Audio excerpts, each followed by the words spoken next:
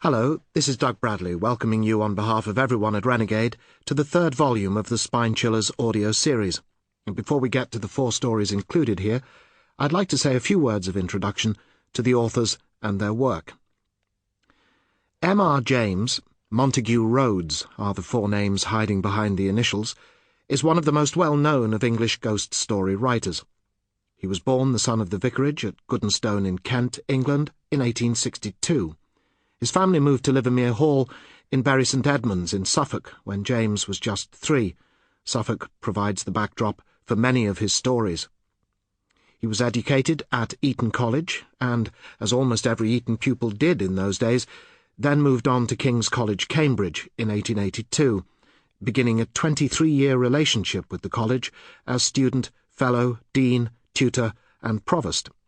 He was also director of the Fitzwilliam Museum in Cambridge for 15 years from 1893, and in 1918 he returned to Eton, where he was provost until his death at the age of 73 in 1936. Little there, perhaps, to suggest a lasting legacy as a writer of fantasy fiction. Even less so when you consider that his principal reputation was as a noted and respected medieval scholar who published several academic books covering medieval manuscripts, biblical apocrypha, and early church history. His interest in supernatural fiction seems to have emerged while he was at Eton, and he may have begun writing tales while he was there.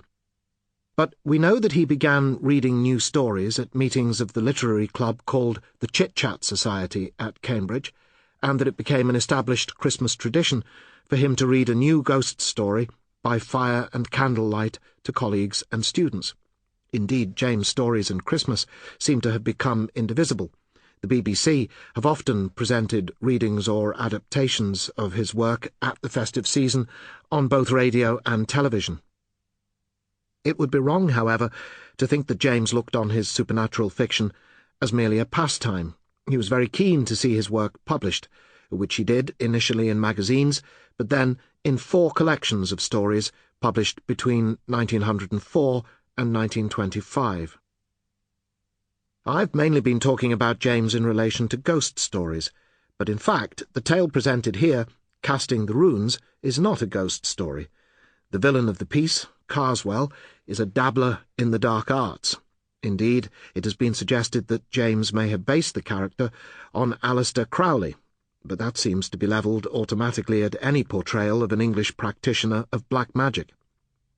While the story may not be typical of James's output, it is an iconic story, and interestingly, the only one of his tales to be transferred to the silver screen, as the 1957 British horror film Night of the Demon, directed by Jacques Tourneur and starring Dana Andrews. Casting the Runes was first published in James's 1911 collection, More Ghost Stories of an Antiquary.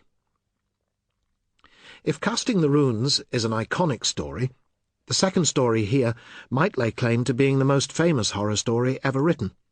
Within 5 years of its publication, it was being performed as a one-act play. It was adapted a number of times for the silent screen, turned into a talkie by RKO in 1933, and remade as a British film in 1948.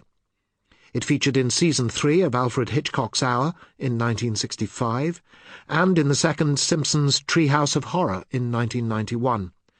And it was one of the first stories I thought to include in my one-man show, An Evening with Death. Even people who've never actually read the story are probably familiar with the idea of the dried and shriveled monkey's paw, which carries the power to make 3 wishes come true for its owner.